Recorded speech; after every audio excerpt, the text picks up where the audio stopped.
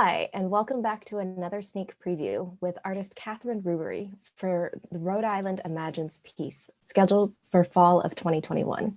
My name is Victoria Gao, and I'm the director of the Bannister Gallery at Rhode Island College. If I could ask my fellow participants to please just introduce themselves. Yes, hello. My name is Dianne Reilly, and I'm a metal artist and the head of the metals department at Rhode Island College. Catherine? Hello, my name is Catherine Rubery, and I'm a 2016 RIC alumni of the metals department. Wonderful. Thank you so much. And so Dianne, if you could just get started, we have a series of simple questions to ask Catherine about the work that she created specifically for the Rhode Island I.M.A.G.I.N.E.s piece exhibition. Excellent. Hello, Catherine. How are you today? Good, thank you. Good morning, ladies. Good morning. I just wanted to ask you a couple of questions, and but first of all, I'd like to thank you for participating in the Rhode Island I.M.A.G.I.N.E.s Piece Now exhibition, and we're very proud of the work that you submitted and made for this show. So I wanted to know, like, what was it that compelled you to participate in the show in the first place? Well, first I want to say I was very honored to be invited to participate in this. I think it's a very worthy cause, if you will, a very important exhibition. I had seen Boris's show at the college with where he had transformed the guns, and then a couple of classmates had done some with used them in their projects, and it was quite interesting to see the change. And for myself, I thought that this was a really important way to continue the message or further the message of gun violence and things that we can do to change the effort with gun violence.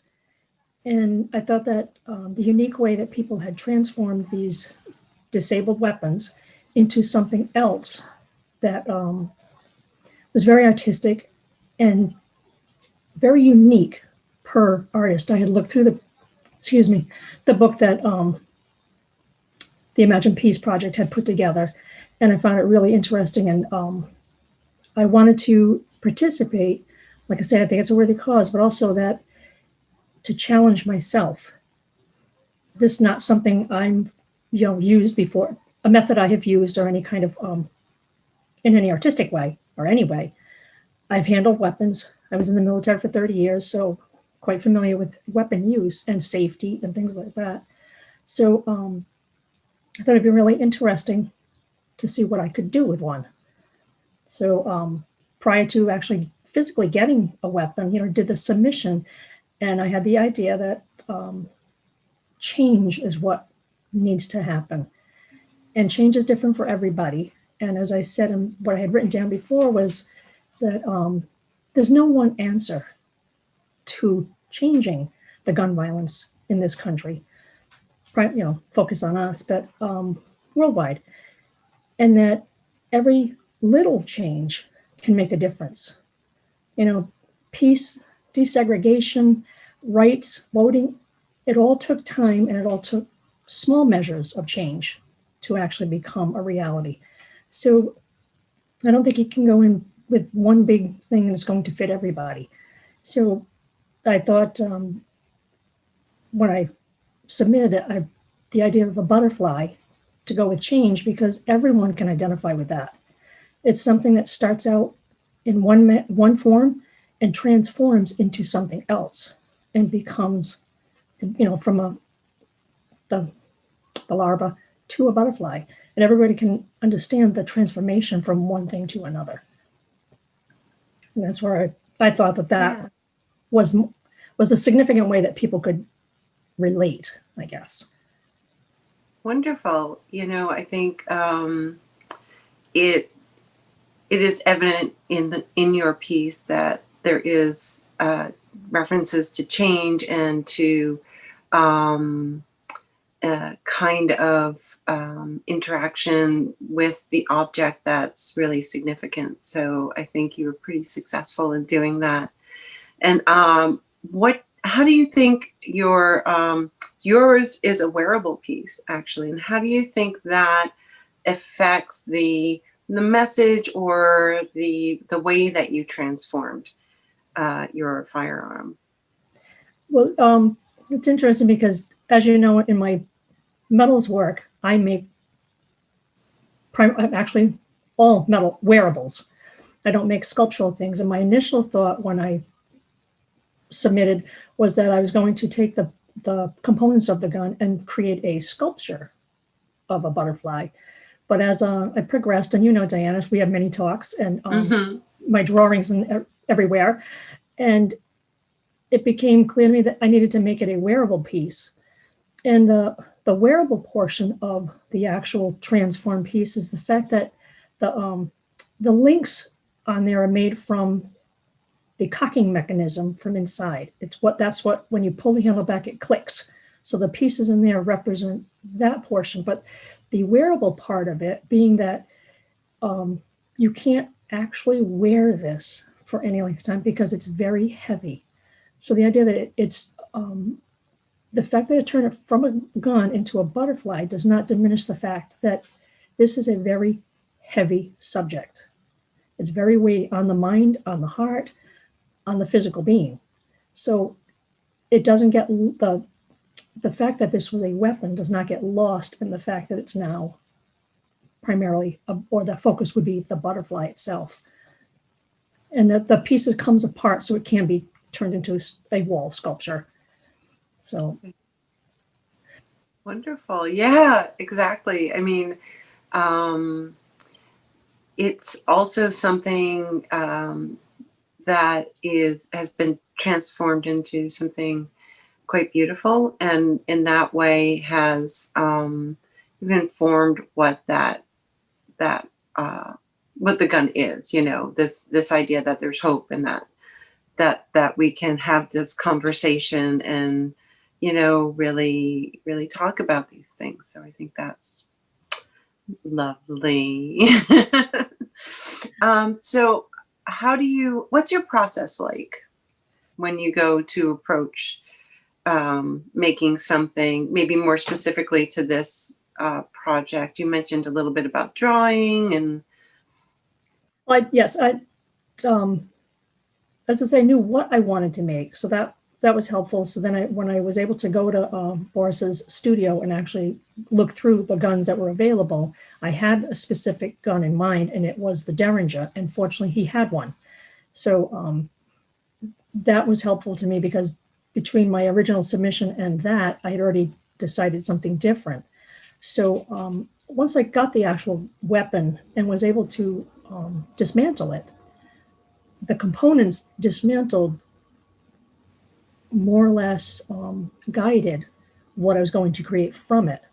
So, you know, where I took the handles off and replaced the handles in the gun portion, in the handle part, with the pierced out piece that looked like a butterfly wing. So and then used the wooden pieces from the Derringer to replace the butterfly wings itself. So it's the bringing the two parts together. The wings are now interchangeable, maybe, between the handle of the gun and the butterfly itself. So, but the actual taking the components apart and laying them out and seeing how they would move along in this process of going from a gun to a butterfly, I think was very necessary.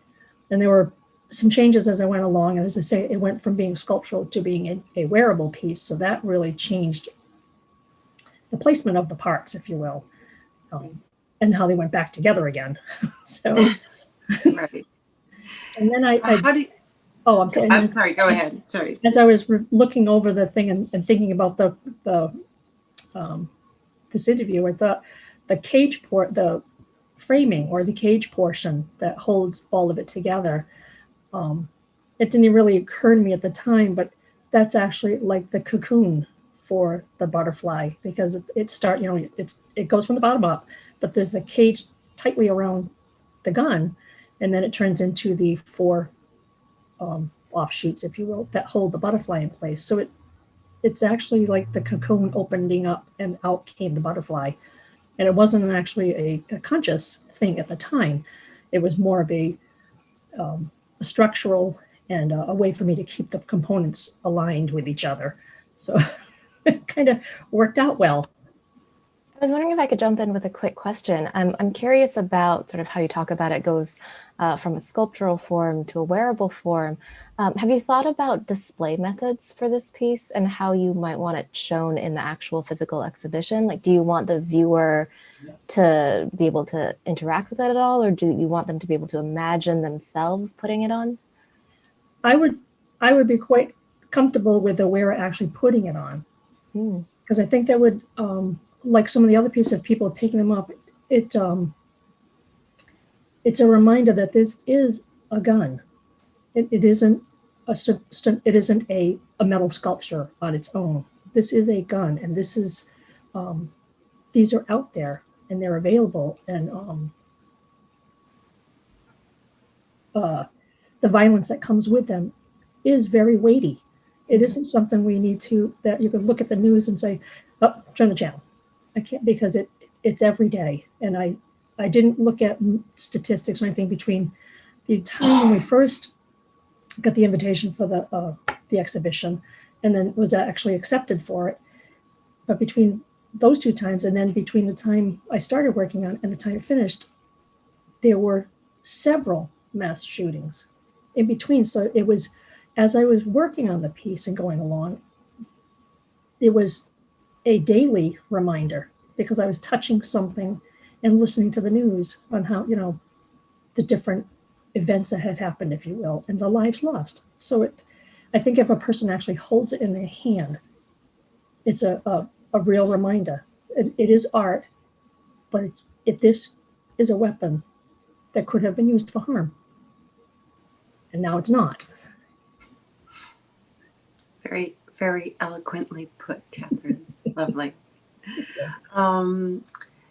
So how do you feel that this piece relates to the rest of your body of work? Do you think it is something that pushed your work in a certain direction, or is very much in tune with the work that you had been doing up to that point? I think with the exception of the fact that it's a wearable, if you will, I think it pushed my work in a very different direction. I've been doing many, you'll see a stone setting or the hollow construction object, but they've all been small and wearable and what you would consider beautiful, I guess, to the wearer or to someone seeing.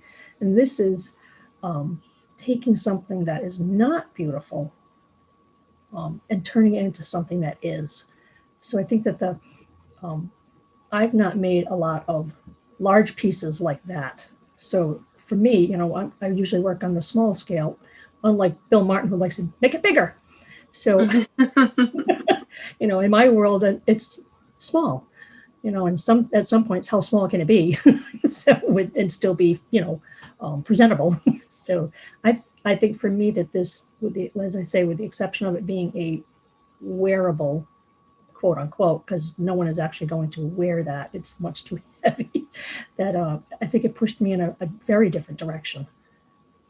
Wonderful. Yeah, I think also knowing what your work is like, there's a lot of fine detail. There's a lot of really intimate moments within your work that, as I see it, carry over into this piece. And it is more sculptural, even though it is wearable. So you do think about weight as a concept as well as the physicality, but you also inject these moments of focus and intimacy that helps further the conversation.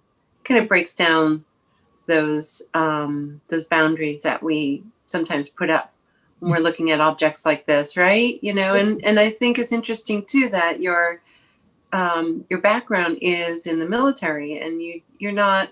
It's not necessarily an anti-gun situation. It's more about safety and respect and responsibility.